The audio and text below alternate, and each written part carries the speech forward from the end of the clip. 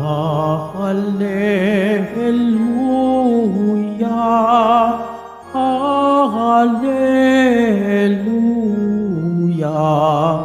Hallelujah, Hallelujah.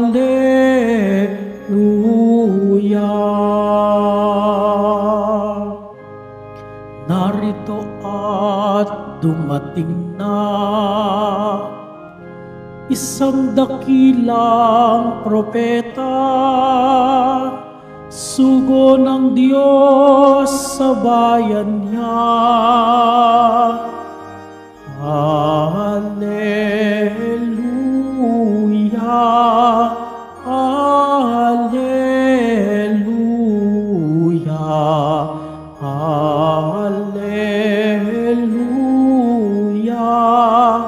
Hallelujah.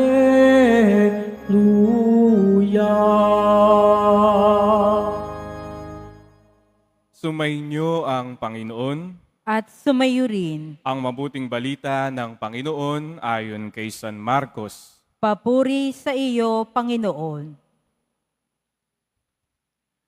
Noong panahong iyon, dumating sina Jesus at ang mga alagad sa ibayo ng lawa, sa lupain ng Geraseno. Pagkababa ni Jesus sa bangka, siya'y sinalubong ng isang lalaking galing sa libingan.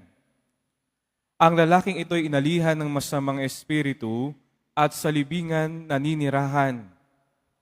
Hindi siya maigapos ng matagal, kahit tanigala ang gamitin.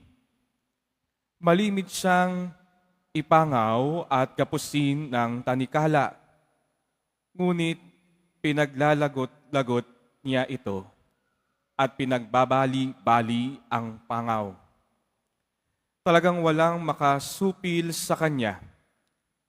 Araw-gabi, nagsisisigaw siya sa libingan at sa kaburulan, at sinusugatan ng bato ang kanyang sarili. Malayo pa'y natanawan na niya si Jesus. Siya'y patakbong lumapit at nagpatira pa sa harapan niya at sumigaw ng malakas. Jesus, anak ng kataas-taasang Diyos, ano ang pakialam mo sa akin? Huwag mo akong pahirapan alang-alang sa Diyos. Sinabi niya ito sapagkat inutos sa kanya ni Jesus, masamang espiritu, lumabas ka sa taong ito. Tinanong siya ni Jesus, ano ang pangalan mo? Pulutong, sapagkat marami kami, tugon niya. At maigpit nilang ipinakiusap kay Jesus na huwag silang palayasin sa lupaing iyon. Doon naman sa libis ng bundok ay may malaking kawan ng mga baboy na nanginginain.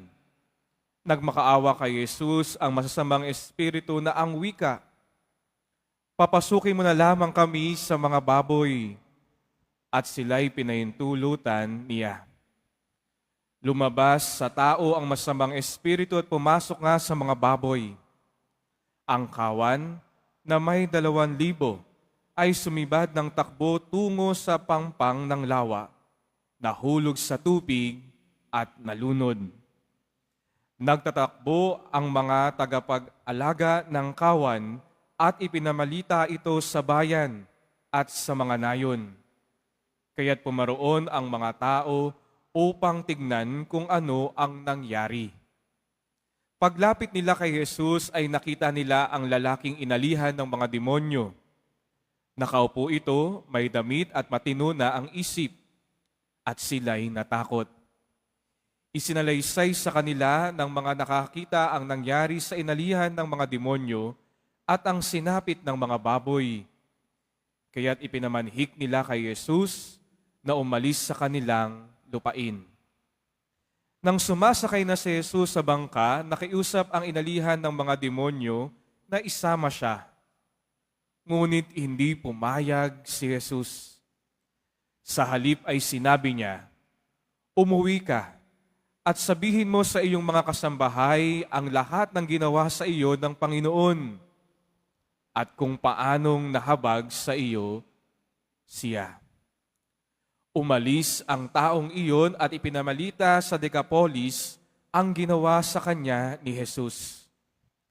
At nanggilalas ang lahat ng nakarinig niyon. Ang mabuting balita ng Panginoon. Pinupuri ka namin, Panginoong Hesukristo. Magsiupo muna ang lahat.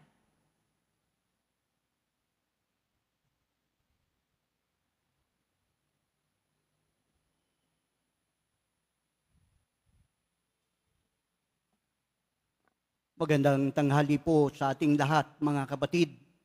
Ngayon po yung ating pinagdiriwang ang paggunita kay San Blas, kung saan mamaya po ay ang pagbabasbas sa mga tinatawag nating trot nang sa gayon ay mapaalis at magkaroon ng kagalingan sa pamamagitan ng intersesyon ng ating santong si San Blas.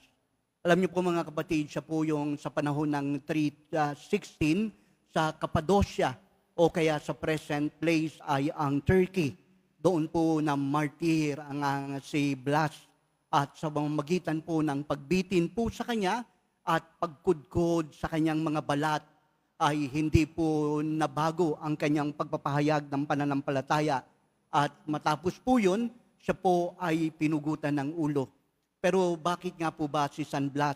Ang sabi po ay ito, mayroong pong sumalubong po sa kanya bago pa po siya pahirapan at ito po ay mag-ina. Ang sabi po ng nanay, panalanginan niyo po ang aking anak dahil yung pong anak niya mukhang may tinik sa lalamunan at sobrang pinahihirapan. Ang ginawa ni San Blas, pinanalanginan ng bata and miraculously, ito po'y inilabas ng bata ang nakabara o ang tinik na nasa kanyang lalamunan.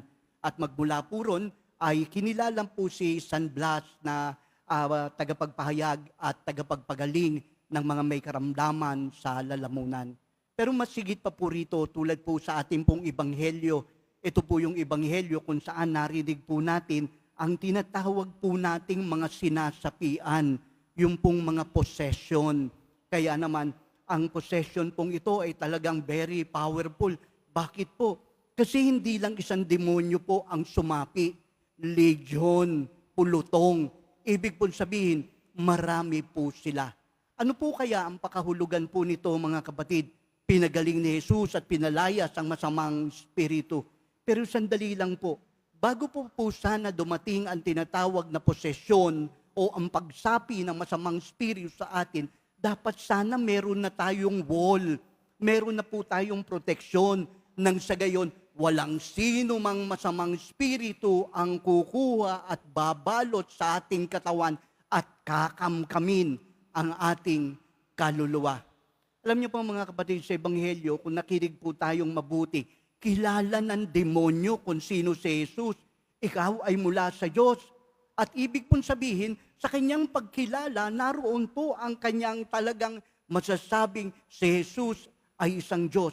Pero hindi po pala assurance na ikaw ay isang tao, ikaw ay isang demonyo, ikaw ay nananampalataya. Ibig po palang sabihin, maaring sabihin mo na naniniwala ka sa Diyos, ngunit ang Diyos ay hindi naman nasa sa iyo. Ito po siguro yung isa sa mga mensahe na dapat po nating matutunan sa ating pong buhay. We need to protect our body, our souls. Paanong paraan po? Alam niyo po mga kapatid, sa tinatawag po nating exorcism, meron po tayong tinatawag na mga openings, mga bukas o mga portahan kung saan ang masasamang spiritu ay pwedeng pumasok sa atin at tayo ay maposes. Actually, marami pong klase po yan eh. Pwede mong sabihin possession, pwede mong sabihin walking possession, pwede mong sabihin infestation, pwede mong sabihin oppression. Ito pong mga ito ay taglay-taglay at ang demonyo ay nananahan sa ganito. Pahihirapan po ang isang taong sinasapian ng masamang spiritu. Anong gagawin po natin para hindi po tayo pasukan ng masamang spiritu? Una, siyempre, ang pagkilala natin sa Diyos. Ito po yung napakahalaga. Ngunit hindi lamang po sapat ang pagkilala, Kailangan pong makita sa ating buhay ng ating pagkilala sa Diyos ay tunay na tunay. At ito po ay sa pamamaraan ng mga bagay-bagay na dapat po nating gawin. Panahon po ngayon, ang daming nagpapabless ng mga sacramentals. Bakit po? Kasi kapag meron kang sacramental, salt, oil, medals, crucifix, ito po raw ay nagtataboy ng masamang spiritu at ngayon hindi ka napapasukan. Pero minsan, dahil sa kahinaan po ng pananampalataya, tayo ay pinapasok ng masamang spiritu. Sa papaanong paraan? Dahil mayroong opening. Ano po yung opening? At sa araw pong ito, pinakita po sa atin ang lalaking sinapian dahil mayroong bukas sa kanya. Ano po ito? Una, naniniwala sa occult practices. Yan pong mga kulam, tawas, agimat, mga anting-anting. Ito po ay opening na sinasabi. Kapag ito po'y pinanghawakan natin, magiging prone ka. Mahari kang pasukan ng masamang spiritu. Kaya naman yung mga practices pong ito, hindi po ito makapanampalataya, hindi po ito makakatoliko, at lalong hindi makapoong Jesus Nazareno. Bakit? Iisa ang ating tanggulan, iisa ang ating kapangyarihan, at yan ay walang iba kung hindi ang poong Jesus Nazareno. Therefore, siya ang panghahawakan natin. Hindi ang mga agimat na yung pinaniniwalaan, hindi ang mga kulam, ang mga barang, ang mga pagtatawas, kundi ang pananampalatayang mayroon tayo. At higit pa dyan, mga kapatid, mayroon tayong kapangyarihang pwede nating gawin. Ano po ito? Ito po yung malimit na pagtanggap natin ng mga sakramentong ibinibigay ng simbahan.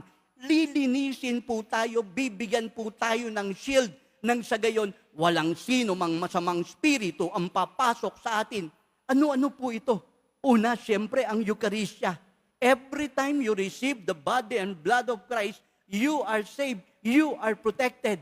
At ngayon, ang sinasabi pa pong isang bagay na pwede nating panghawakan, yan po ang kumpisal. Kaya tignan niyo po rito, ang simbahan pong ito, maliban sa nagpapahayag ng mabuting balita at nagse-celebrate ng Eucharistia, oras-oras may kumpisal. Bakit? Nang sa gayon tulungan ng mananampalataya na ilayo sa lahat ng masama. Ang kailangan lang po sa atin, the will to go to confession, the desire na linisin ang ating kaluluwang ating katawan at tanggapin ang sakramento ng pagpapatawad. Mga kapatid, dito po ang ating Panginoon ay nabubuhay. Sa sakramento po, ibinibigay sa atin ang kalakasan at higit sa lahat, proteksyon na pwede po nating tanggapin. Kaya sa araw pong ito pong ebanghelyo nung ito ay isang napakagandang paalala sa bawat isa sa atin. Harinawa, wag nating sapitin ang tinatawag nating pagpasok ng masamang spiritu dahil wala siyang lugar sa atin, dahil ang nananahan sa atin, walang iba kung hindi ang poong Jesus Nazareno.